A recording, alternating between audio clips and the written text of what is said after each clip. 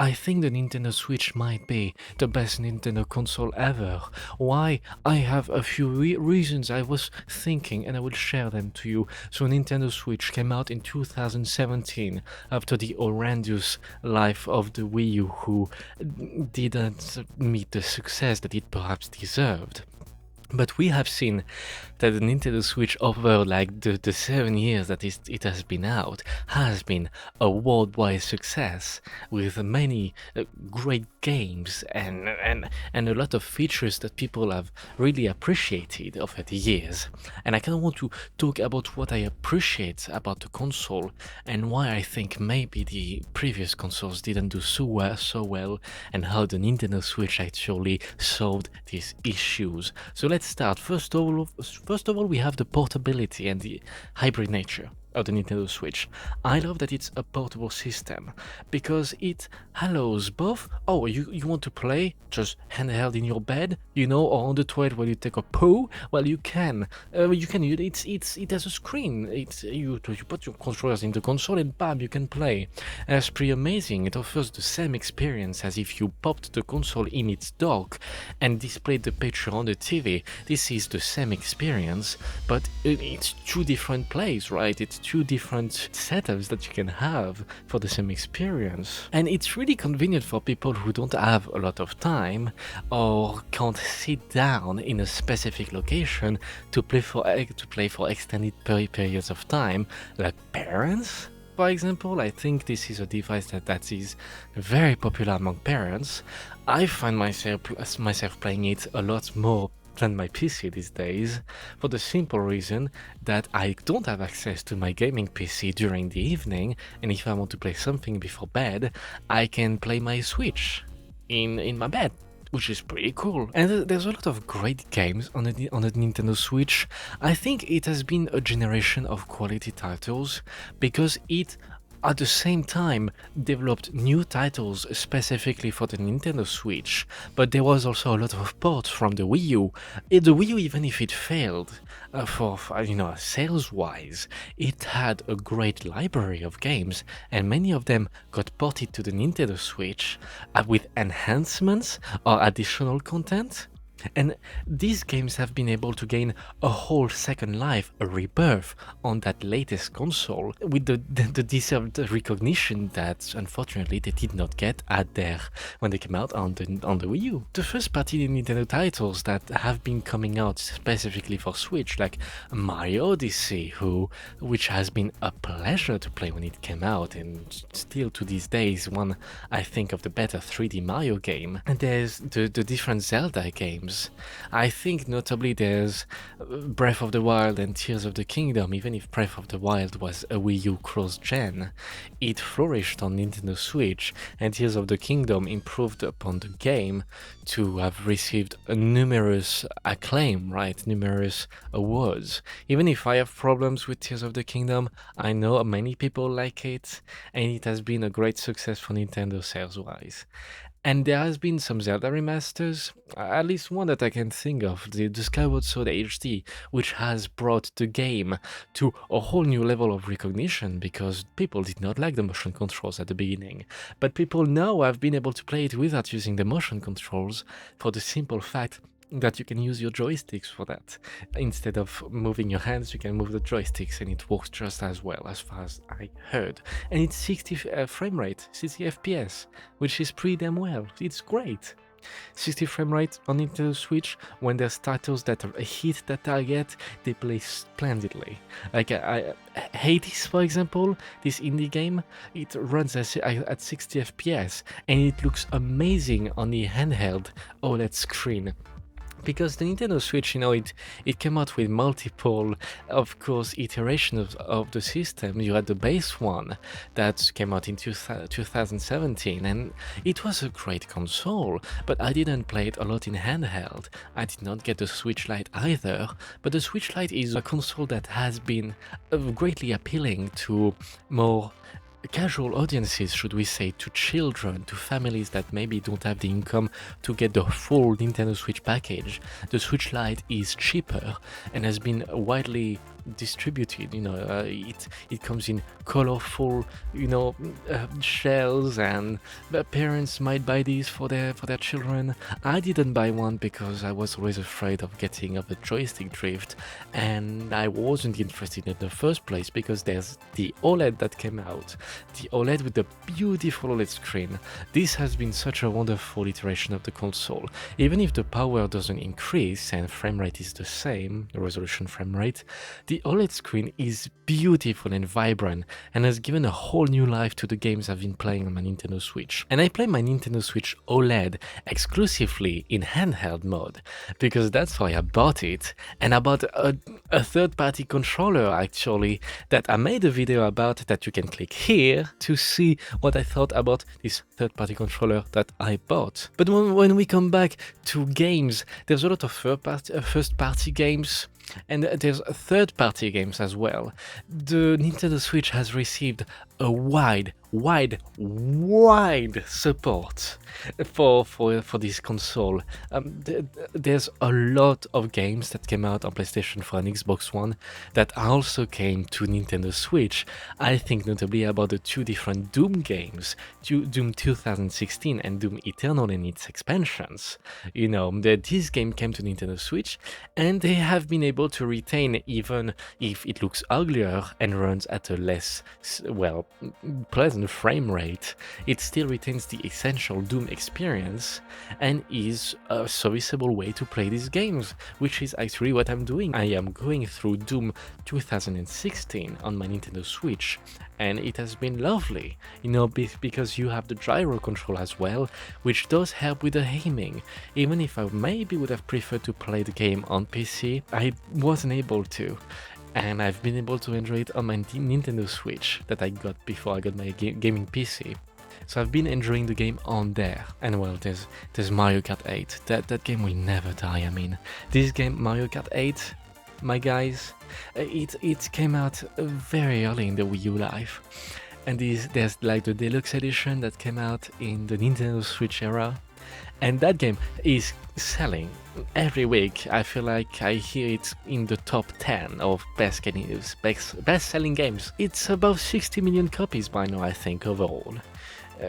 Sold worldwide, which is an impressive number when you think about all these blockbuster titles that go above 10 million units, and you think, wow, that's a lot of units sold. And then you have Mario Kart, which is just mushrooming past everything and is never going to stop. They will never have a reason to make Mario Kart 9 since this one keeps selling. It's kind of amazing actually that this game they made DLC for Mario Kart 8 Deluxe years and years after it was released. They didn't even bother making a new Mario Kart. They just, let's import more tracks and make more tracks for Mario Kart 8 Deluxe, and this will keep the prosperity of the title ongoing. And they were right, because people have been hooked and are keeping on being hooked ever since. One of my favorite features ever about the Nintendo Switch is actually the quick resume. Like, you put in sleep mode, the game freezes. You wake the console up, you start from the point where it went to sleep. It's a godsend feature for short burst play session. Because for example, when I play Monster Hunter Rise on my Nintendo Switch, which I picked up again recently to play its expansion Sunbreak, I am able to do one hunt here and there. These quests, they can last, from 5 minutes to 1 hour. Well, I accomplished this quest in 15 minutes or so I can just beat the monsters, and put the console to sleep. That's one quest down, and when I have a bit of free time, I can do another quest.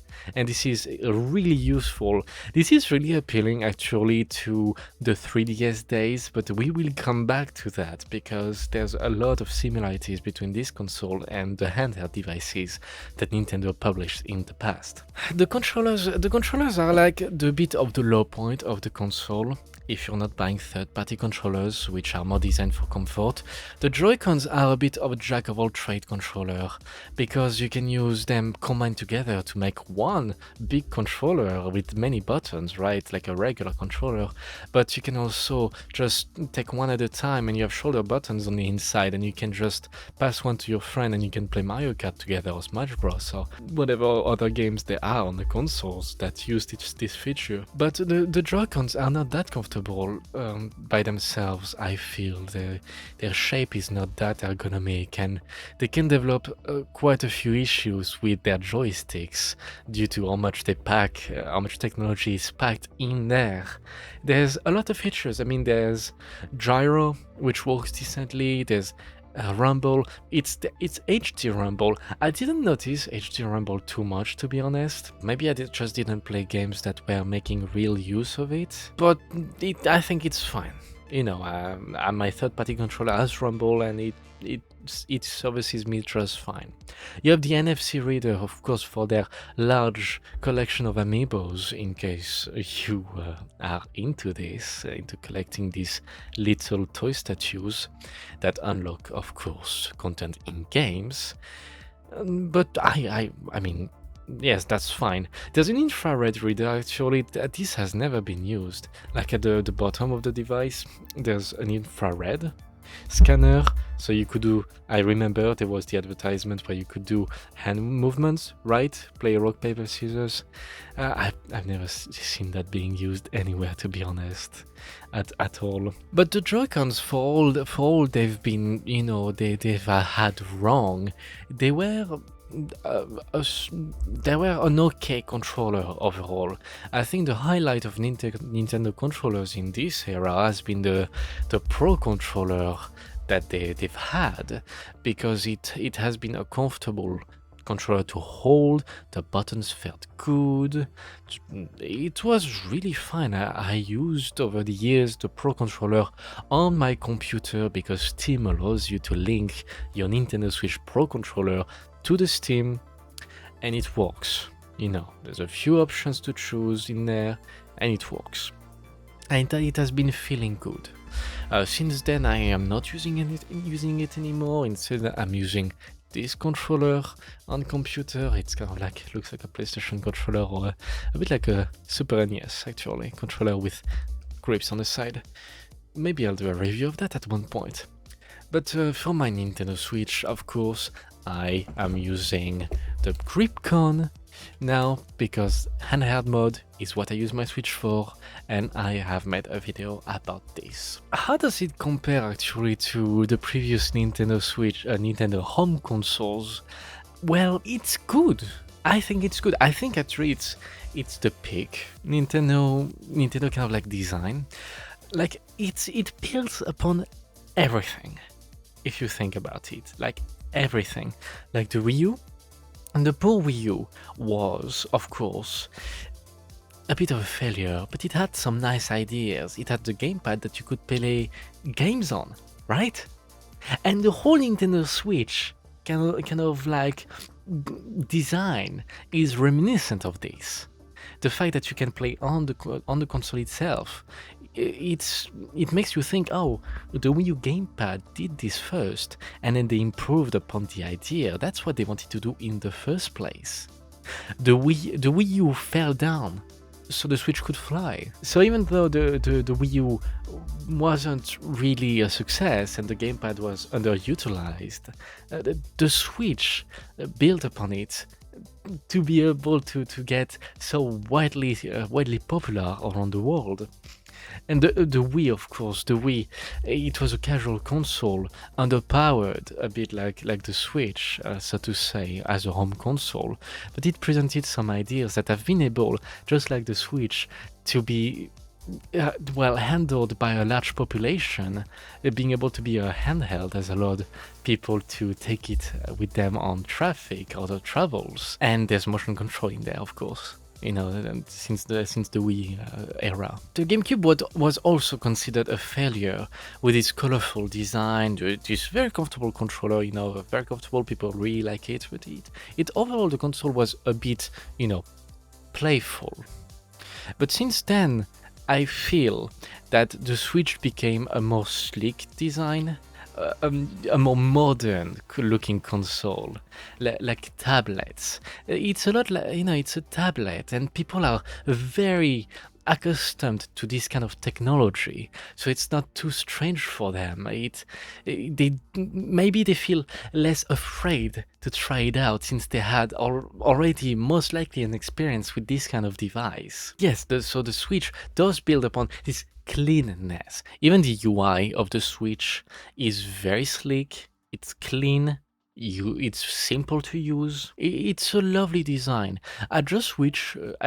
I just wish that the Nintendo Switch could have themes that you could put on the menus, because the Nintendo 3DS did have many sorts of themes, and it would allow you to customize your console to be more to your liking. Unfortunately for Nintendo Switch, you only have the white and black options for your home menu.